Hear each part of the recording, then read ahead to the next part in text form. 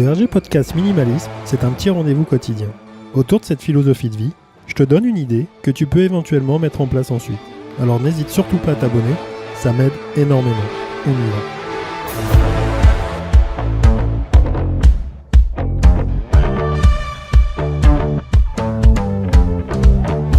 Salut, c'est Richard, comment ça va ?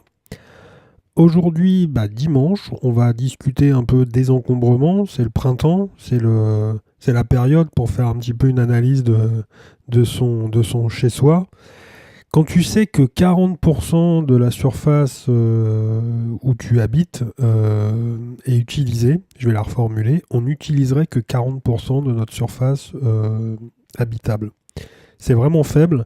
Et effectivement, on se retrouve avec des placards, avec des garages, avec des greniers, des caves remplis de trucs qu'on n'utilise jamais. Et ça, c'est une réflexion. Alors, je ne vais pas faire le détail parce que ça serait beaucoup trop long et j'ai fait quelques développements beaucoup plus adaptés à cette idée. Mais je voulais juste revenir là-dessus et que tu aies un peu cette réflexion si tu entames peut-être un déménagement, peut-être effectivement un basculement de linge, de penderie ou une pièce que tu veux aménager. Ça serait bien de regarder avec cette idée-là tout ce que tu vas entreprendre, parce que 40% c'est vraiment faible.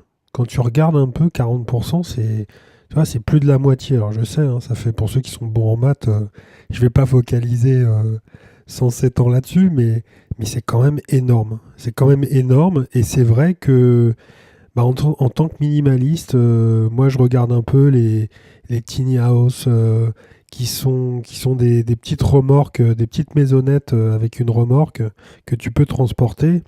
Et l'idée, c'est un petit peu comme les surfaces habitables sur Paris.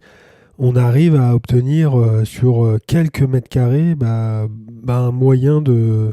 Alors pas bien sanglé non plus, mais on arrive quand même à avoir quelque chose vraiment de sympa avec vraiment le confort qu'on a besoin, une douche, un lit, et une surface habitable avec une zone pour pouvoir séjourner.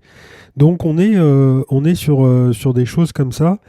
Alors regardez un petit peu le désencombrement, ce qu'on peut y faire, et puis de se mettre aussi cette idée qui est quand même assez bluffante, à savoir qu'on peut très bien vivre dans une petite surface, mais il faut la réfléchir, et il faut se dire effectivement si même si on range, est-ce que notre rangement, est-ce que notre meuble en lui-même est efficace ?